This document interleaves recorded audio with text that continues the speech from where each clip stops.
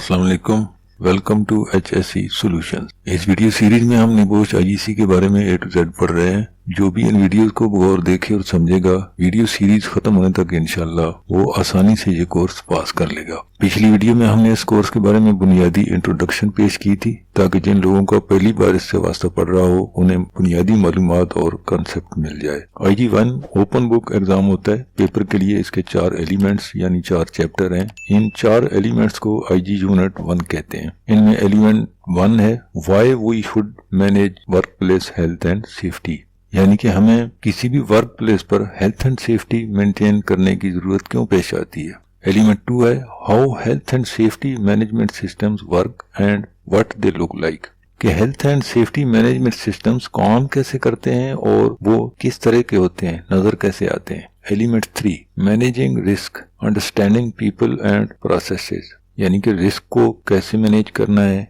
लोगों को और काम की जो प्रोसेसेस होती हैं मुख्तलिफ, उनको कैसे समझना है। एलिमेंट 4 है health and safety monitoring and measuring, यानी कि हेल्थ एंड सेफ्टी की मॉनिटरिंग और इसकी मेजरिंग। ये चारों एलिमेंट्स भी मजीद सेक्शंस में तकसीम है। इस वीडियो में हम पहले चैप्टर का एलिमेंट 1.1 यानी सेक्शन 1 पढ़ेंगे। इससे पहले एग्जाम पैटर्न देख लेते हैं। एग्जाम पैटर्न इसका ये होता है कि ओपन बुक एग्जाम होता है, पहले हम बता चुके हैं। इसके लिए अवेलेबल टाइम जो है वो 24 आवर्स होता है। कैसे करना होता है ये, इसके बारे हम पहली इंट्रोडक्शन वाली वीडियो में जान चुके हैं। टोटल मार्क्स इसके 100 होते हैं, पासिंग मार्क 45 होते हैं। अगर 75 और 100 के दरमियान कोई नंबर लेता है तो उसे डिस्टिंक्शन मिलती है, और 65 एंड 75 के दरमियान नंबर लेने वालों को ये क्रेडिट कहते हैं। ये जिस तरह से हमारे यहाँ डिस्टिंक्शन A+ A या B ग्रेड्स होते हैं, इसी तरह का सिस्टम है। और अगर कोई 45 और 65 के दरमियान लेता है तो उसके सर्टिफिकेट पे सिंपली पास लिखा होता है, यानी कि पास मार्क्स इसके लिए टोटल 45 है। तो हम अगर आपके नंबर 45 से एक नंबर भी कम होते हैं तो फिर आप रेफर हो जाएंगे। रेफर की टर्म ये लोग फेल के लिए इस्तेमाल करते हैं, जिसमें आपको दोबारा से एग्जाम देना होता है। तो आइए IG यूनिट 1 का पहला चैप्टर शुरू करते हैं। Element 1 why we should manage work place health and safety, यानी कि हमें वर्क प्लेस पर हेल्थ और सेफ्टी को क्यों मैनेज करना चाहिए। तो जैसे आप देखते हैं कि हर फैक्ट्री, हर कंपनी में मुख्तलिफ डिपार्टमेंट्स होते हैं, मसलन HR department, production department, finance department, quality department वगैरह। और जैसा कि इनके नामों से ही जाहिर है कि इन तमाम डिपार्टमेंट्स का अपना अपना काम होता है। HR डिपार्टमेंट वर्क फोर्स और स्टाफ की रिक्रूटमेंट करता है, प्रोडक्शन डिपार्टमेंट प्रोडक्ट बनाता है, जबकि फाइनेंस डिपार्टमेंट कंपनी के फाइनेंशियल मामलात और प्रोडक्ट की मॉनिटरिंग और सेल वगैरह को हैंडल करता है। क्वालिटी कंट्रोल वाला क्वालिटी इंश्योर करता है, यानी इन तमाम कामों के लिए इन मुतल्लिका डिपार्टमेंट्स की जरूरत होती है। तो इसी तरह वर्कर्स की हेल्थ एंड सेफ्टी इंश्योर करने के लिए एक हेल्थ एंड सेफ्टी डिपार्टमेंट की भी जरूरत होती है, क्योंकि कंपनी पर अपने वर्कर्स की हेल्थ, सेफ्टी और फाइनेंशियल जरूरियात के लिए मॉरल और लीगल रिस्पॉन्सिबिलिटीज होती हैं। इस चैप्टर में हम यही चीजें डिस्कस करेंगे।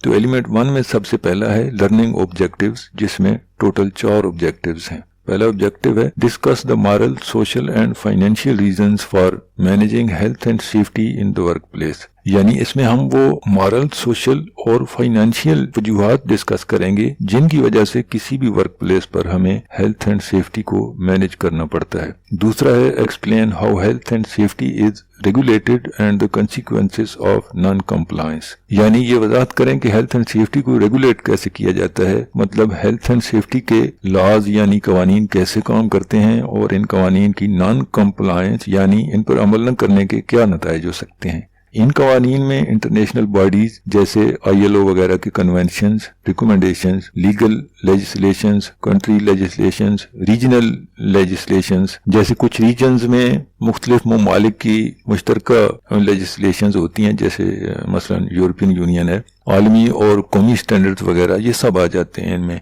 जिनकी कंप्लायंस यानी उन पर अमल के फ़वाइद और नॉन कंप्लायंस यानी अमल न करने के कई तरह के नुकसान हो सकते हैं। मसलन जब कोई कंपनी इन कवानीन की कंप्लायंस यानी इन पर अमल नहीं करती तो उसको कई तरह के मनफी नताइज भुगतना पड़ते हैं, जैसे उसके खिलाफ लीगल एक्शन का होना, उससे जुर्माना भी हो सकता है, कोई बड़ा हादसा होने की सूरत में बड़ा नुकसान हो सकता है, हत्ता कि कंपनी बैन भी हो सकती है। इसी तरह के सारे मामलात हम इस ऑब्जेक्टिव में पढ़ेंगे। तीसरा ऑब्जेक्टिव है summarise the main health and safety duties of different groups of people at work, یعنی کہ کسی بھی ورک پلیس پہ کام کرنے والے مختلف لوگوں کے گروپس کی ہیلتھ اینڈ سیفٹی سے متعلق ڈیوٹیز یعنی فرائض بیان کریں۔ ڈفرینٹ گروپ آف پیپل سے مراد یہ ہے کہ کسی بھی کمپنی یا فیکٹری وغیرہ میں ٹاپ مینجمنٹ سے لے کر نیچے ورکرز تک مختلف گروپس ہوتے ہیں، جیسے M D, manager, supervisors, workers وغیرہ، جن سب کے اپنے اپنے جاب کے اعتبار سے ہیلتھ اینڈ سیفٹی سے متعلق بھی کچھ فرائض ہوتے ہیں۔ تو اس آبجیکٹو میں ہم انہی پہ بات کریں گے۔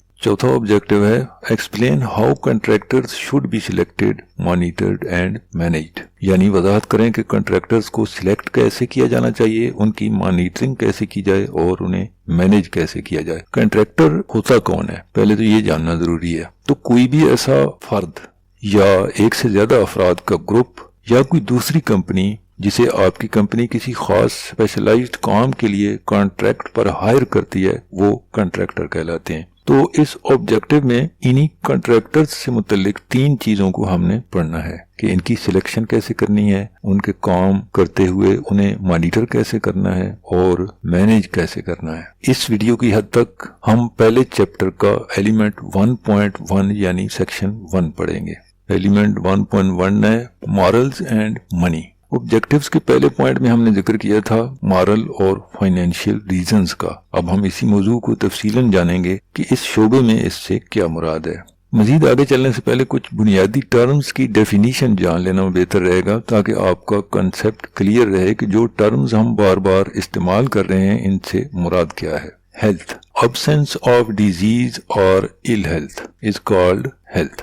What is health? مطلب ہیلتھ ہے کیا؟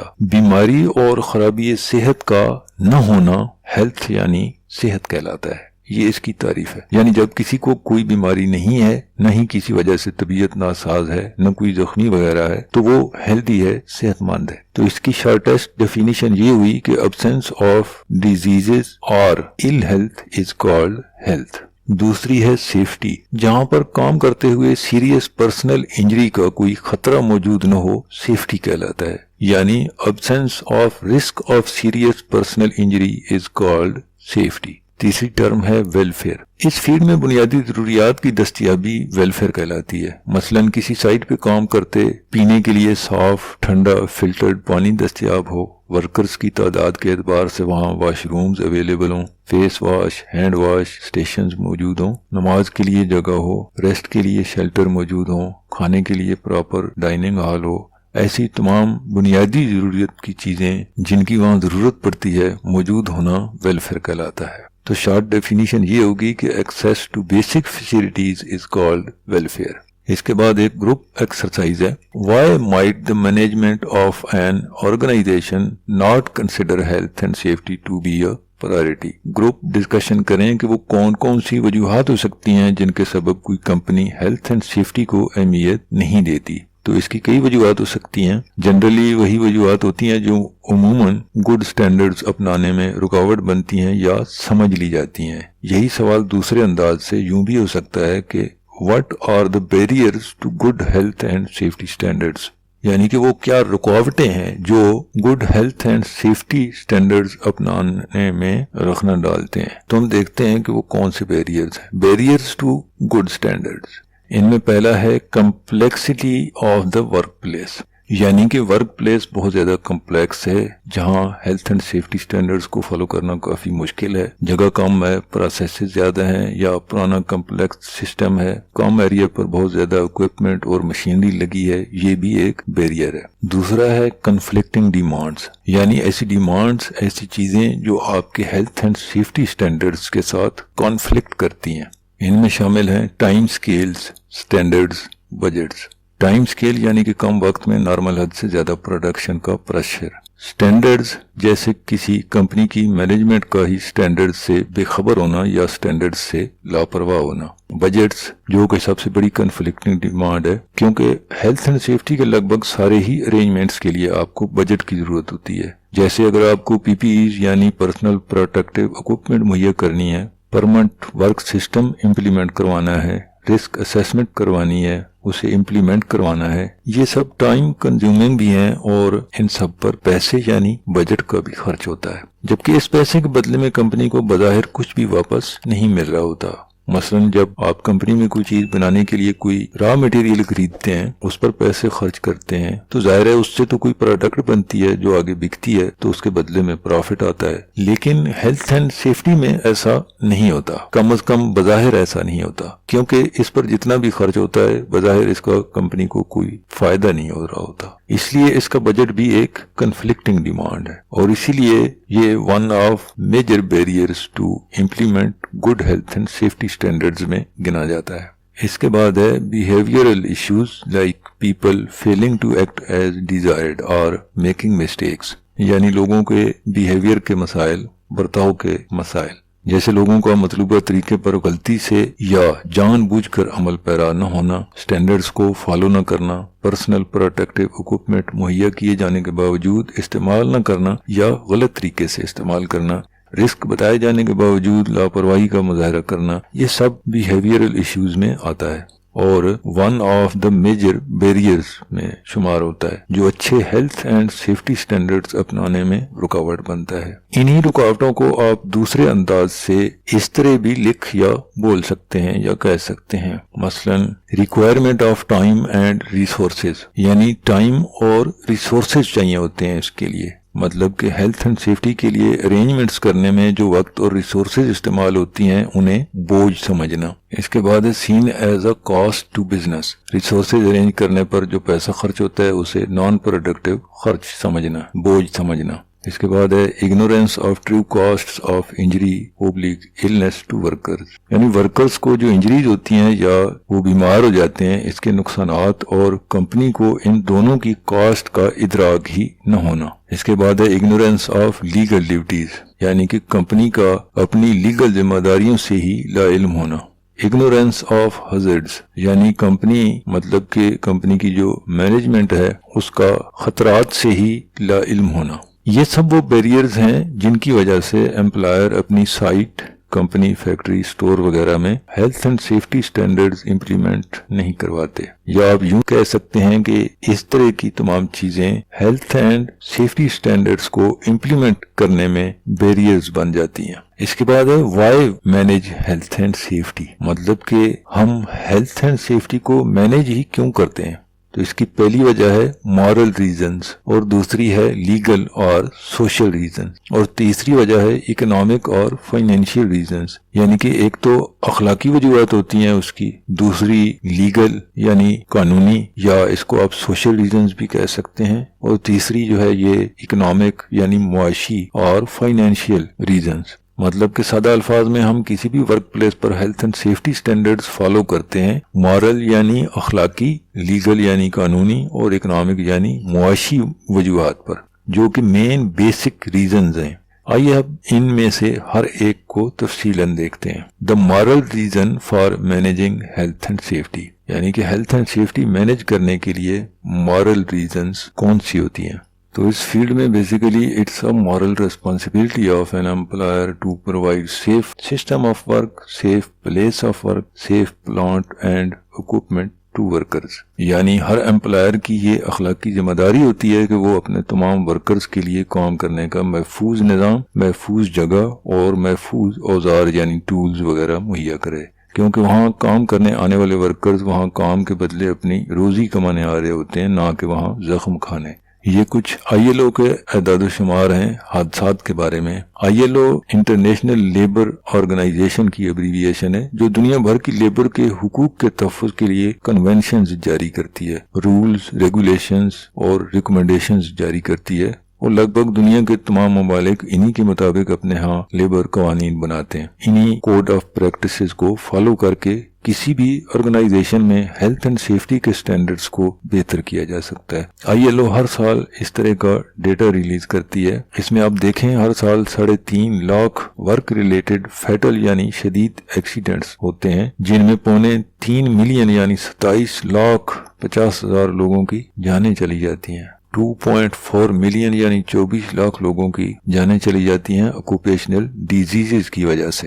کام کے دوران کسی بھی خطرناک سبسٹینس کی وجہ سے جسے ورکرز کام میں استعمال کرتے ہیں کوئی ورکر بیمار ہو جائے تو وہ آکوپیشنل ڈیزیز کہلاتی ہے، یعنی قریب 2.5 ملین لوگوں کی ان بیماریوں کی وجہ سے جان چلی جاتی ہے۔ سالانہ 270 ملین ایکسیڈنٹس اور 160 ملین ورک ریلیٹڈ بیماریاں ہوتی ہیں، اور اس سب کی وجہ سے گلوبل جی ڈی پی یعنی گراس ڈومیسٹک پروڈکٹ مطلب کل عالمی پیداوار کی جتنی قیمت بنتی ہے اس کا 4% ضائع ہو جاتا ہے، صرف ہیلتھ اینڈ سیفٹی سٹینڈرڈز کو فالو نہ کرنے کی وجہ سے۔ اس سب سے یہ آپ کو اوور آل ایسٹیمیٹ بتا رہے ہیں کہ دنیا بھر کا سالانہ اتنا بڑا جانی اور مالی نقصان ہوتا ہے، جسے کنٹرول نہ کیا جائے تو یہ دن بدن بڑھتا جائے گا، جبکہ جو نقصان پہلے ہو رہا ہے وہ بھی بہت بڑا ہے۔ اس لیے ہمارے لیے یہ بہت ضروری ہے کہ ہم ہیلتھ اینڈ سیفٹی سٹینڈرڈز کے تمام رولز اینڈ ریگولیشنز کو فالو کر کے ایکسیڈنٹس کو کم سے کم کرنے کی کوشش کریں۔ ہماری اگلی سلائیڈ ہے گروپ ایکسرسائز کی، جس میں یہ کہتا ہے کہ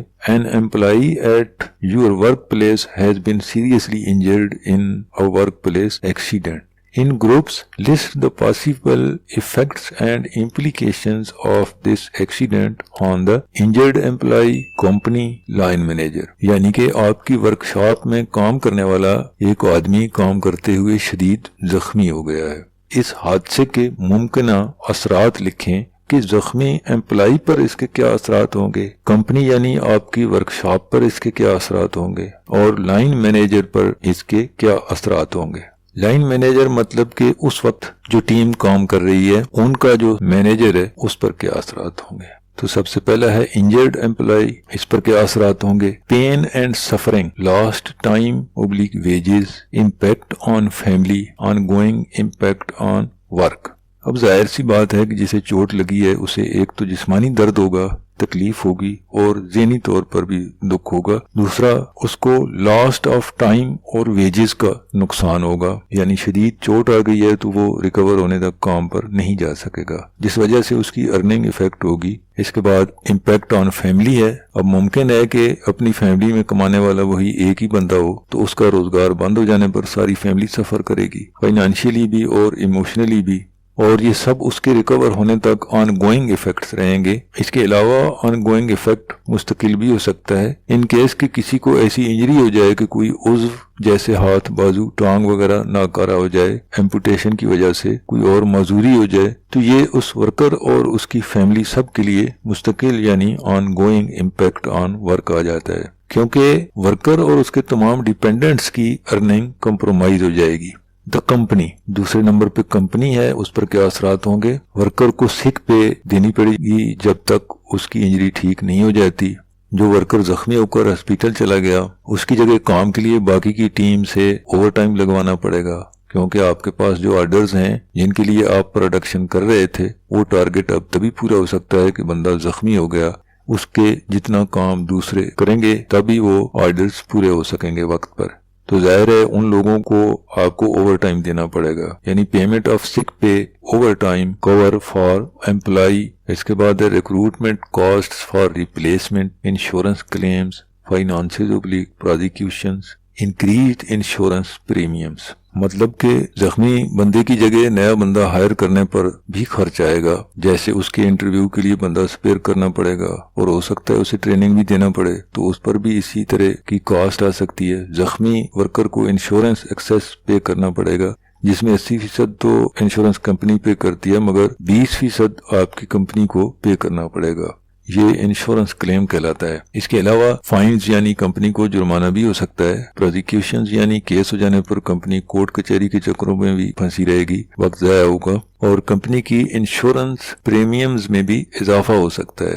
اس میں یہ ہوتا ہے کہ جس کمپنی میں حادثات زیادہ ہونے لگتے ہیں تو انشورنس کمپنی اس کے لیے انشورنس کا جو پریمیم ہوتا ہے اس کا ریٹ بڑھا دیتی ہے، کہ آپ کے ہاں حادثات زیادہ ہوتے ہیں تو اس میں ہمارا نقصان ہوتا ہے، یعنی انشورنس کمپنی کا، کہ پریمیم کم ہو اور ہر چوتھے روز انہیں انشورنس کلیم پے کرنا پڑے۔ تیسرا تھا ان میں دا لائن مینیجر، کہ لائن مینیجر کو اس میں کیا نقصان یعنی کیا اثرات ہوں گے اس کے اوپر۔ Loss of skills from team, time and cost of retaining replacement, effect of overtime cover on shifts, یعنی کہ ایک سکلڈ بندہ جو کئی سال سے کام کر رہا تھا، ٹرینڈ تھا، ہر چیز کا اسے پتا تھا، زخمی ہونے کی وجہ سے لائن مینیجر کی ٹیم سے نکل گیا ہے۔ جس کا مینیجر کی ٹیم پر ظاہر ہے کہ منفی اثر پڑے گا۔ اس کے بعد زخمی ہونے والے بندے کی ریپلیسمنٹ کے لیے نئے بندے کی ٹریننگ کروانی پڑے گی، کیونکہ بالکل نیا بندہ آتے ہی مشین تو نہیں چلا سکتا، تو اس سارے پروسیس میں بھی ٹائم بھی لگے گا اور اس کی ٹریننگ پر کاسٹ یعنی خرچ بھی ہوگا، اور پھر اوور ٹائم کور کرنے کے لیے شفٹس کا مسئلہ بھی پیش آئے گا، کیونکہ لائن مینیجر کی ایفیشنسی ہی یہ ہوتی ہے کہ اس کی شفٹ میں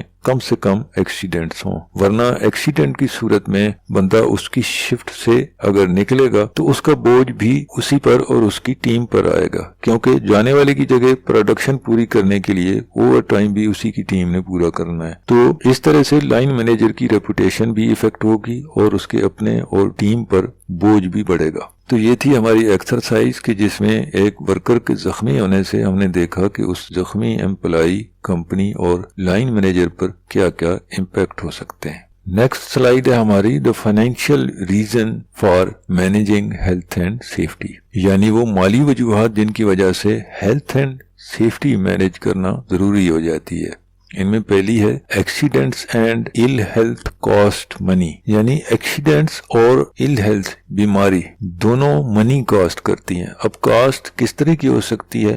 کاسٹ میں بھی ڈائریکٹ اینڈ انڈائریکٹ۔ ڈائریکٹ کون سی ہوتی ہے؟ Measurable cost arising directly from accident, یعنی ایسی کاسٹ جسے ہم گن سکیں، ماپ سکیں، شمار کر سکیں، جو ایکسیڈنٹ کی وجہ سے ڈائریکٹلی نظر آ رہی ہو، جیسے مثلا مشین ٹوٹ گئی، ریپیئر کروانی ہے یا نہیں لینی ہے، اس کی قیمت، بندہ زخمی ہو گیا، اسے سک پے دینی ہے، سک پے کا اماؤنٹ، زخمی کی جگہ جن لوگوں سے اوور ٹائم لگوایا انہیں پے کیا، اور کوئی مٹیریل اگر ضائع ہوا تو اس کی کاسٹ، یعنی ایسی تمام کاسٹ جسے ہم ڈائریکٹلی گن سکتے ہیں، ماپ سکتے ہیں، وہ ڈائریکٹ کاسٹ کہلاتی ہے۔ دوسری ہے indirect, arise as a consequence of the event but may not directly involve money, often difficult to quantify۔ وہ کاسٹ جو ایکسیڈنٹ کی وجہ سے تو ہو مگر اس میں ڈائریکٹ منی انوالو نہ ہو اور اسے ہم کوانٹیفائی بھی نہ کر سکیں، یعنی گن نہ سکیں، ماپ نہ سکیں کہ اتنے 100 یا اتنے 1000 روپے یا ڈالر جو بھی کرنسی ہو۔ جیسے کسی بھی ایکسیڈنٹ کے بعد ساری ورک فورس کا مورال ڈاؤن ہونا، جسے آپ ظاہر ہے کہ روپے یا ڈالر میں نہیں گن سکتے کہ اتنے روپے کم ہو گیا، مگر یہ انڈائریکٹلی پروڈکشن تک پر اثر کرے گا۔ اسی طرح کمپنی کی ریپوٹیشن خراب ہوگی، اسے بھی آپ کوانٹیفائی نہیں کر سکتے کہ کتنے ڈالر کی خراب ہوئی۔ اسی طرح کمپنی کے آنے والے آرڈرز جو ہیں وہ کینسل ہو سکتے ہیں، اب ان کے بارے میں بھی آپ نہیں جان سکتے کہ کتنے آرڈرز آنے والے جو ہیں وہ کم ہو گئے ہیں۔ تو مختصر یہ کہ ایسی تمام کاسٹ جن کا کمپنی کو نقصان تو مالی طور پہ بھی ہوتا ہے، تاہم اس نقصان کو انڈائریکٹ ہونے کی وجہ سے روپے پیسے میں کاؤنٹ نہیں کیا جا سکتا، تو اس طرح کی ساری کاسٹ انڈائریکٹ کاسٹ کہلاتی ہے۔ اس کے بعد ہے health and safety failure can affect the broader economy as well as individual companies, یعنی ہیلتھ اینڈ سیفٹی کے سٹینڈرڈز کو جب ہم فالو نہیں کرتے تو یہ کمپنی کی معیشت پر تو منفی اثرات چھوڑتی ہی ہے، اس سے اوورآل پورے ملک کی معیشت پر بھی برے اثرات پڑتے ہیں۔ اپنے ہاں دیکھ لیں، پی آئی اے اسٹیل مل وغیرہ کی مثالیں آپ کے سامنے ہیں۔ کمپنیاں چاہے پبلک ہوں یا پرائیویٹ، ان کے فیلور سے، یعنی جب یہ فیل ہوتی ہیں تو ملک کی معیشت پر بہرحال برے اثرات ہی پڑتے ہیں۔ ہماری اگلی سلائیڈ گروپ ڈسکشن کی ہے، مطلب یہ ایک طرح کی ایکسرسائز ہے جو آپ اکیلے بھی ظاہر کر سکتے ہیں۔ An employee has been injured at work. Identify potential direct costs of the accident, indirect costs of the accident۔ تو یہ کہتا ہے کہ ایک امپلائی جو ہے وہ کام کرتے ہوئے زخمی ہو گیا ہے، تو آپ آئیڈینٹیفائی کریں، یعنی بتائیں کہ اس ایکسیڈنٹ کی ڈائریکٹ کاسٹ کون کون سی ہوں گی اور انڈائریکٹ کاسٹ کون کون سی ہوں گی۔ تو یہ سمپل ہے، تھوڑا پیچھے ہی ہم نے یہ سب پڑھا ہے۔ دونوں طرح کی کاسٹ کی ہم بہت آسانی سے نشاندہی کر سکتے ہیں۔ انڈائریکٹ کاسٹ میں آ جائیں گی سک پے، ٹریٹمنٹ یعنی زخمی کے علاج پر جو کاسٹ آئے گی، کمپنی کو جو اوور ٹائم پے کرنا پڑے گا دوسرے ورکرز کو جو اس کی جگہ پہ کام کریں گے، زخمی ورکر کو جو کمپنسیشن پے کرنی پڑے گی، اور کمپنی کو جو فائن ہوئی ہے یعنی جرمانہ ہوا ہے، اگر انشورنس ایکسیس کلیم جو زخمی ورکر کو پے کرنا پڑے گا، یہ سب ڈائریکٹ کاسٹ میں آئے گا، کیونکہ اسے ہم گن سکتے ہیں، کوانٹیفائی کر سکتے ہیں۔ اس کے بعد ہے انڈائریکٹ کاسٹ، تو اس میں آ جائے گی کمپنی کی ریپوٹیشن جو خراب ہوئی، ورکرز کا جو مورال ڈاؤن ہوا، کمپنی کو ملنے والے آرڈرز جو کینسل ہو گئے، کمپنی کی پروسیکیوشن پروسیس میں جو بندے سپیئر کرنے پڑے، حادثے کی تحقیقات کے لیے جو ریسورسز الوکیٹ کرنی ہے، اس طرح کی وہ تمام کاسٹ جسے واضح طور پہ گنا نہیں جا سکتا، وہ سب انڈائریکٹ کاسٹ میں آئے گی۔ اسی طرح کمپنی کو ملے آرڈرز میں جو ڈیلے ہوگی، وہ ڈیلے بھی انڈائریکٹ کاسٹ میں آئے گی، کیونکہ وہ جو کلائنٹ ہے جس کا آرڈر ہے اس پر وہ منفی اثر چھوڑے گی، اگلی دفعہ بھلے وہ کسی اور کمپنی کو آرڈر دے دے۔ حتیٰ کہ اس حادثے میں کسی بھی صورت سارے سٹاف کا انگیج ہونے والا جو وقت ہے وہ بھی انڈائریکٹ کاسٹ میں آئے گا۔ مختصر یہ کہ ہر وہ کاسٹ جسے ڈائریکٹلی کوانٹیفائی کیا جا سکتا ہے، گنا جا سکتا ہے، وہ ہم ڈائریکٹ کاسٹ میں لکھیں گے، اور جسے ڈائریکٹلی شمار نہیں کیا جا سکتا وہ سب انڈائریکٹ کاسٹ میں لکھیں گے۔ نیکسٹ سلائیڈ ہے ہماری insured and uninsured cost. یہ بھی حادثے کی کاسٹ کی ہی تقسیم ہے، ذرا دوسرے زاویے سے، یعنی حادثے میں کمپنی پہ پڑنے والی ساری کاسٹ میں سے کون کون سی کاسٹ انشورڈ ہوتی ہے اور کون کون سی ان انشورڈ۔ ظاہر ہے ہر چیز کی تو انشورنس نہیں ہو سکتی، تو اس میں پہلی ہے انشورڈ کاسٹ، یعنی ایسی کاسٹ جس کی انشورنس ہوئی ہو۔ اس میں فائر، ورکر انجری / ڈیتھ اور میڈیکل کاسٹ آتی ہیں۔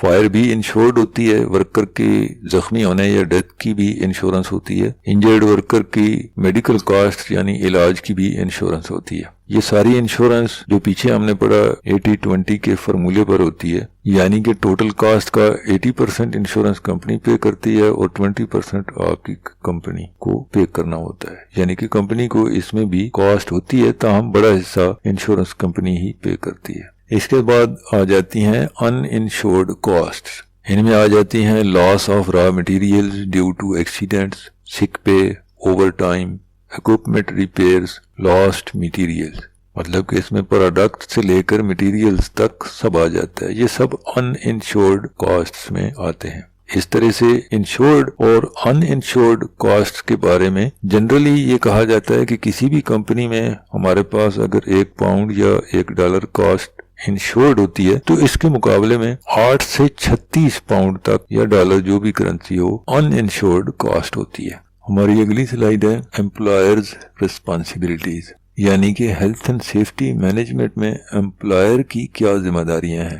امپلائر اکثر اوقات تو کوئی کمپنی ہوتی ہے، بعض اوقات کوئی فرد بھی ہو سکتا ہے، یعنی کوئی ٹھیکیدار وغیرہ جو کسی کو کام دیتا ہے، اور جسے کام دیا جاتا ہے وہ امپلائی کہلاتا ہے۔ کمپنی ہو تو بھی اس کے ذمہ دار بہرحال افراد ہی ہوتے ہیں، جیسے MD، CEO وغیرہ۔ امپلائر یعنی کسی بھی آرگنائزیشن کا مالک، اور امپلائی یعنی کہ ورکر، ملازم، یہ اس کی شارٹ تعریف ہوگی۔ Everybody is responsible for health and safety, but most of the responsibility lies with the employer to provide safe place of work, safe plant and equipment, safe systems of work۔ یعنی کہ یوں تو health and safety کی ذمہ داری سبھی کی ہوتی ہے، تاہم سب سے زیادہ ذمہ داری جو ہے وہ امپلائر پر عائد ہوتی ہے، کیونکہ امپلائر کی ذمہ داری ہے کہ وہ انشور کرے، نمبر 1، کام کرنے کی جگہ محفوظ ہو، یعنی کوئی رسک نہ ہو، کوئی خطرہ نہ ہو، کوئی رکاوٹ نہ ہو، سلپ نہ ہو، ہزارڈز نہ ہو، مطلب کہ کسی بھی قسم کا خطرہ، رسک موجود نہ ہو۔ اور دوسرا یہ کہ پلانٹ اور اوزار جو ہیں وہ محفوظ ہوں، یعنی جس پلانٹ، مشین، ٹولز سے ورکرز کو کام کرنا ہے وہ سیف ہونے چاہیے۔ اور تیسرا یہ کہ کام کرنے کا جو سسٹم ہے وہ سیف ہونا چاہیے، محفوظ ہونا چاہیے، مطلب کہ documents, permit to work procedures سب ٹھیک ہونے چاہیے، پراپر رسک اسیسمنٹس اور میتھڈ آف اسٹیٹمنٹس ہونی چاہیے، یعنی کہ کام کا تمام طریقہ کار ڈاکومنٹڈ اور پروسیجر کے مطابق ہونا چاہیے۔ Administrative control measures, rules and regulations اور ان کی امپلیمنٹیشن، یہ سب سیف سسٹم آف ورک کہلاتا ہے۔ اس کے بعد ہے training, supervision and competence of staff, यानी कि ये भी एम्प्लॉयर की जिम्मेदारी है कि वो कॉम्पिटेंट लोगों को जॉब दे, यानी जिनके पास इस काम को करने की स्किल हो, नॉलेज हो, सलाहियत हो, एजुकेशन हो, ट्रेनिंग हो। तो ये कंपनी की जिम्मेदारी होती है कि उसका HR डिपार्टमेंट या ठेकेदार अगर है तो वो खुद ऐसे लोगों को हायर करे जो मतलूबा काम की अहलियत रखते हों, और फिर इसके बाद उन्हें अगर मतलूबा काम के लिए किसी गाइडलाइन की, किसी ट्रेनिंग की जरूरत है तो वो भी कंपनी या अगर ठेकेदार है तो वो इंश्योर करेगा, और काम करते वक्त फिर उनकी सुपरविजन भी इंश्योर करे कि काम के दौरान उनकी गाइडेंस और सुपरविजन के लिए सुपरवाइजर मौजूद रहकर ये इंश्योर करे कि workers health and safety standards को फॉलो कर रहे हैं। यहाँ पर हमारा एलिमेंट 1.1 यानी चैप्टर 1 की सेक्शन 1 मुकम्मल हो जाती है। तो अगली स्लाइड है हमारी एक्सरसाइज की, कि हमने अब तक जो कुछ पढ़ा है उससे टेस्ट करें कि हमारे पल्ले कुछ पढ़ा भी है या सर से गुजर गया है। तो इसका पहला सवाल है, what are the 3 main reasons for managing health and safety, कि हेल्थ और सेफ्टी मैनेज करने की कौन सी मेन यानी बड़ी 3 वजूहात हैं। तो हमने पढ़ा था कि 3 बुनियादी वजूहात हैं।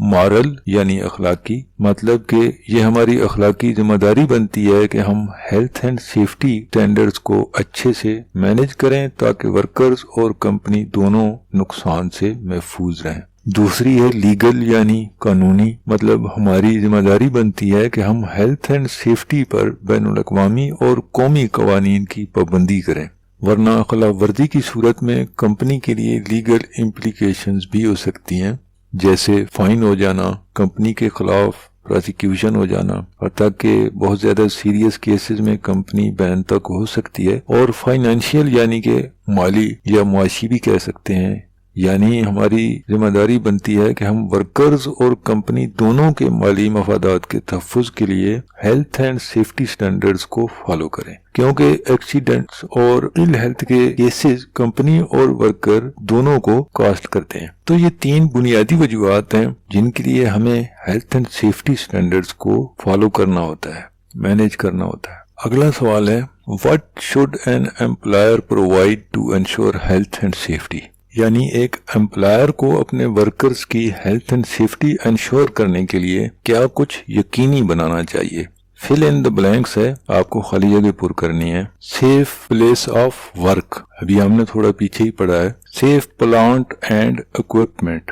तीसरा है सेफ सिस्टम ऑफ वर्क। इसके बाद है training, supervision and competency of staff. तो यहाँ पर हमारा एलिमेंट 1.1 मुकम्मल हो जाता है। अगली वीडियो में हम इंशाल्लाह एलिमेंट 1.2 पढ़ेंगे जो हेल्थ एंड सेफ्टी रेगुलेशंस के बारे में है, यानी कि हेल्थ एंड सेफ्टी रेगुलेट कैसे होती है। इसमें हम पढ़ेंगे कि ILO के कन्वेंशंस क्या होते हैं, रिकमेंडेशंस क्या होती हैं, कोड ऑफ प्रैक्टिसेस क्या होते हैं, लोकल लॉज यानी किसी भी मुल्क के अपने कवानीन क्या होते हैं, ये सब हम उसमें पढ़ेंगे। उम्मीद है ये वीडियो आपके लिए हेल्पफुल रही होगी। कुछ खास मुश्किल नहीं है, थोड़ा ध्यान से चीजों को देखने की जरूरत है। जिस चीज को भी पढ़ें, सुने, खुद को उसका हिस्सा तस्वर करें जैसे आप प्रैक्टिकली वहाँ मौजूद हैं, तो आपके लिए समझना बहुत आसान हो जाएगा। यानी जिस चीज को भी आप पढ़ रहे हैं, सुन रहे हैं या देख रहे हैं, खुद को उस सिनेरियो का हिस्सा बना लें तो मुश्किल नहीं होगी। पेपर भी सिनेरियो बेस्ड होता है, जो सिनेरियो पेपर के लिए लिखा हुआ मिलता है उसी पर बेस्ड सवालात होते हैं। तो आप सिनेरियो को 2-3 बार जब पढ़ते हैं, जहां भी सिनेरियो के अंदर आप कमी बेशी देखते हैं वो समझ आ जाती है और उसे आप हाईलाइट कर लेते हैं। तो पेपर के सवालात को सिनेरियो में हाईलाइट की हुई कमी बेशी को कोर्स में पढ़े मवाद से लिंक करके जवाब लिखना आसान हो जाता है। IG 1 और 2 की बुक्स चाहिए हो तो वीडियो के कमेंट्स में आप बता सकते हैं, सॉफ्ट फॉर्म में आपको मिल जाएंगी। वीडियो अच्छी लगी हो तो वीडियो को लाइक करके चैनल भी सब्सक्राइब कर लें और इंटरेस्टेड दोस्तों के साथ भी शेयर करें ताकि उन्हें भी फायदा हो। जज़ाकल्लाह। मिलते हैं इंशाल्लाह नेक्स्ट वीडियो में। अल्लाह हाफिज।